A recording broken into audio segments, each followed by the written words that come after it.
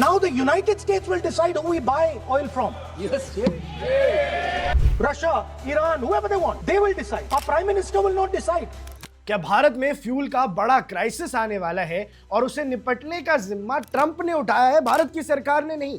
दुनिया के कई हिस्सों में ऑयल सप्लाई पर खतरा मंडरा रहा है और अब यह बात अमेरिका भी समझ चुका है। शायद इसीलिए डोनाल्ड ट्रंप की एडमिनिस्ट्रेशन ने अपनी सालों पुरानी रशिया के खिलाफ पॉलिसी को थोड़ी देर के लिए साइड में रख दिया है और भारत को एक स्पेशल परमिशन दी है कि वो अगले 30 दिन तक रशिया से ऑयल खरीद सकते हैं। ये डिसीजन ऐसे टाइम पर आया है जब मिडिल ईस्ट में टेंशन्स तेजी से बढ़ रही हैं और ग्लोबल ऑयल सप्लाई पर प्रेशर बढ़ रहा है। अब समझते हैं पूरा मामला क्या है। इस वक्त मिडिल ईस्ट में कॉन्फ्लिक्ट की वजह से कई मेजर ऑयल फील्ड्स पर स्ट्राइक हुई हैं। सिचुएशन और सीरियस तब हो गई जब ईरान ने दुनिया के सबसे इंपॉर्टेंट ऑयल रूट्स में से एक स्ट्रेट ऑफ हॉर्मुज़ को ब्लॉक कर दिया। अब आपको बता देते हैं कि स्ट्रेट ऑफ हॉर्मुज़ से दुनिया का लगभग 20% ऑयल सप्लाई गुजरता है। अगर ये रूट डिस्टर्ब होता है तो ग्लोबल एनर्जी मार्केट तुरंत हिल सकता है और पेट्रोल डीजल के प्राइसेस स्काई रॉकेट कर सकते हैं। इसी टेंशन के बीच यूएस के ट्रेजरी सेक्रेटरी स्कॉट बेसेंट ने अनाउंस किया है कि भारत को एक 30 दिन का टेम्पररी वेवर दिया जा रहा है। इस वेवर के तहत इंडियन रिफाइनरीज रशिया का ऑयल खरीद सकते हैं। ये परमिशन 5 मार्च 2026 तक शिप्स पर लोड किए गए रशियन ऑयल पर भी लागू होगी और 3 अप्रैल 2026 तक वैलिड रहेगी। इसके लिए यूएस ट्रेजरी के office of foreign assets control ने एक स्पेशल लाइसेंस भी इशू किया है। अमेरिका का कहना है कि यह डिसीजन रशिया को इकोनॉमिक बेनिफिट देने के लिए नहीं बल्कि ग्लोबल ऑयल सप्लाई को स्टेबल रखने के लिए किया गया है। वॉशिंगटन का मानना है कि अगर ऑयल सप्लाई अचानक कम हो गई तो पूरी दुनिया में फ्यूल प्राइसेस बहुत तेजी से बढ़ सकते हैं। इसी वजह से अमेरिका ने भारत को एक एसेंशियल पार्टनर भी बताया है क्योंकि इंडिया दुनिया का सबसे बड़े एनर्जी कंज्यूमर्स में से एक है।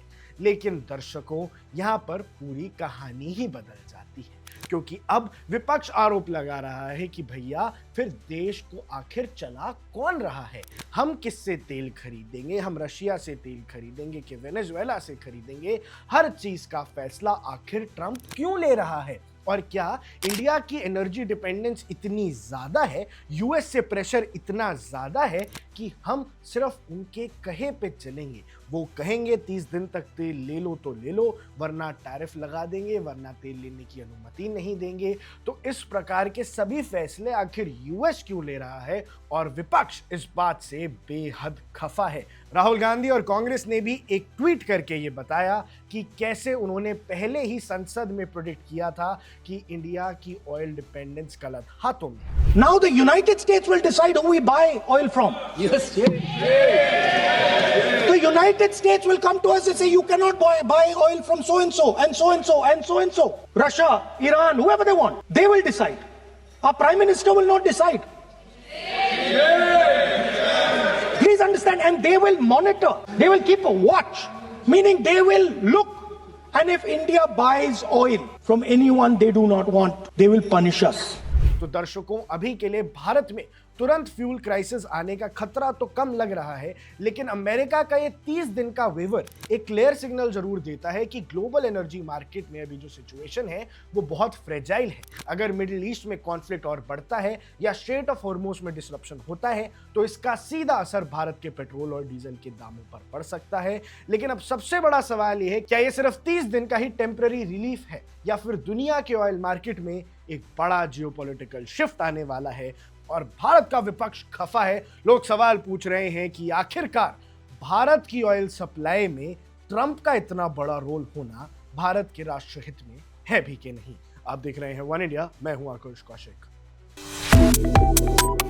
Subscribe to One India and never miss an update. Download the One India app now.